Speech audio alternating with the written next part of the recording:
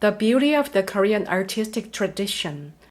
Moderator, welcome to our show. Today we are going to talk about the artistic tradition of Korea.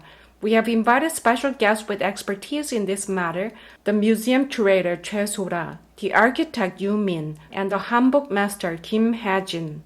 Thank you all for joining us. Ms. Choi, what do you think are the most important qualities that define the traditional Korean arts? Harmony with nature. Choi So-ra, curator. I believe the beauty of the Korean artistic tradition lies in a combination of its naturalness and its origin in our ancestors' genuine love of nature. Koreans have always sought to live in harmony with nature. This love of nature is expressed not only in works of art but also in the daily lives of all Koreans.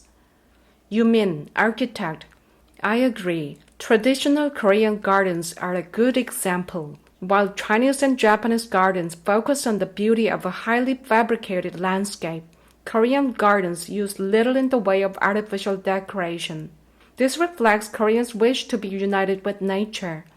For example, the walls of Sosuewon in Damyang were built to let the natural stream flow down the rocks so as not to spoil the landscape. As a result, it looks like the garden is an original part of the surrounding nature. Moderator, Sosuewon is certainly a wonderful example of a typical Korean garden. What Korean building or structure would you say is a good architectural example that emphasizes harmony with its surroundings? Yoo Min, architect. There are many. Among them, Changdeok-gung is known for its effort to accommodate the natural world in its palace garden. The palace buildings go so well with the low hills, valleys, and thick forest that it is difficult to tell the natural space from the artificial palace buildings. For these reasons, in 1997, it was designated as a UNESCO World Heritage Site. The deliberating committee praised Changdeok-gung highly for the unique beauty of its creative and free layout depicting harmony with nature. Moderator, I remember visiting Chuwon, the rear garden of Changdeok-gung. I was there for only a short while before I felt I was becoming one with nature and found an inner peace. Gentle curved lines. Choi So-ra, curator. I'd like to point out that gentle curved lines also characterize the Korean sense of beauty. The white porcelain of the Joseon dynasty is a fine example. In contrast with Chinese porcelain, with its bold straight lines and extreme curves, Joseon porcelain expresses gentler curves that remind us of the Korean landscape. Yoo Min, architect. In fact, the curved line is also one of the key features of traditional Korean architecture. For example, nothing speaks better to the beauty of a hanok than the line of its roof.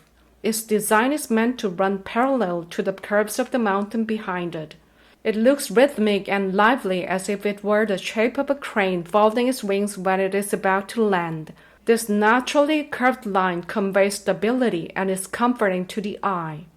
Kim Ha-jin, hanbok master. We can also see curved lines in hanbok. When discussing hanbok, the beauty of its flowing lines cannot be stressed enough. This is the attribute that differentiates hanbok from other East Asian traditional costumes, such as the Chinese qipao or the Japanese kimono.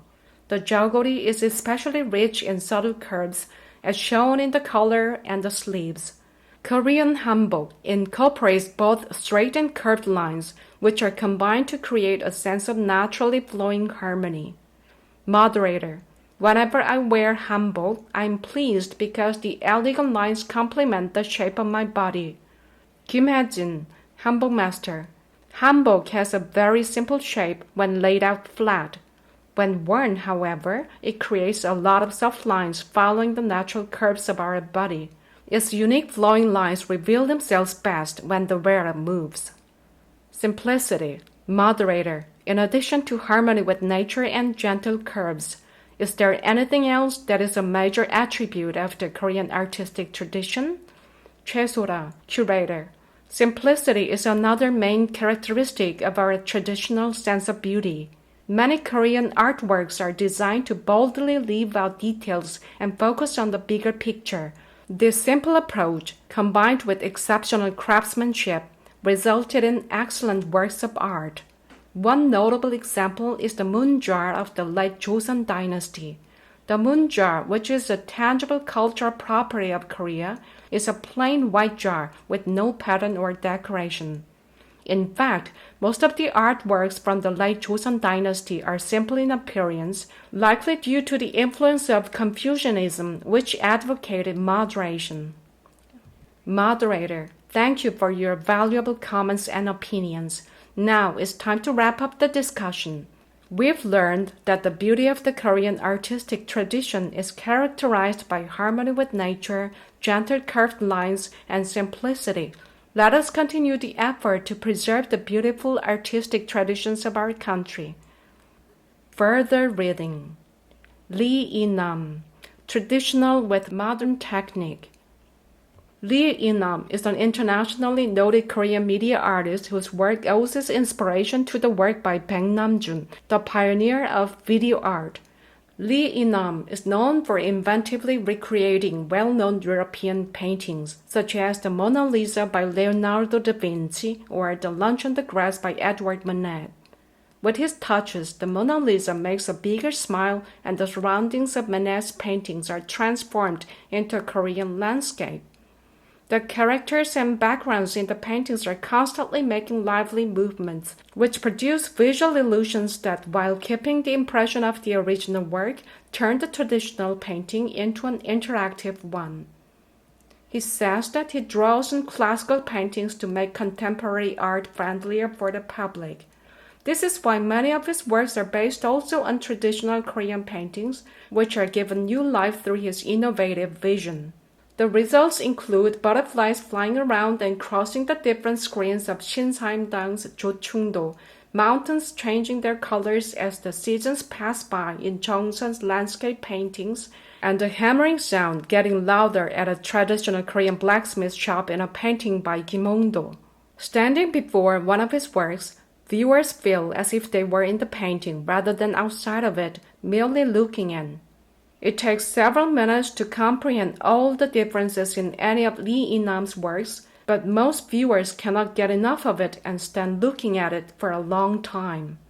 Lee In-nam's works pose the question to this audience: what do we still have to learn from these old paintings in our present age? The struggle to find or create a balance between the old and the modern is perhaps the most powerful appeal of his work.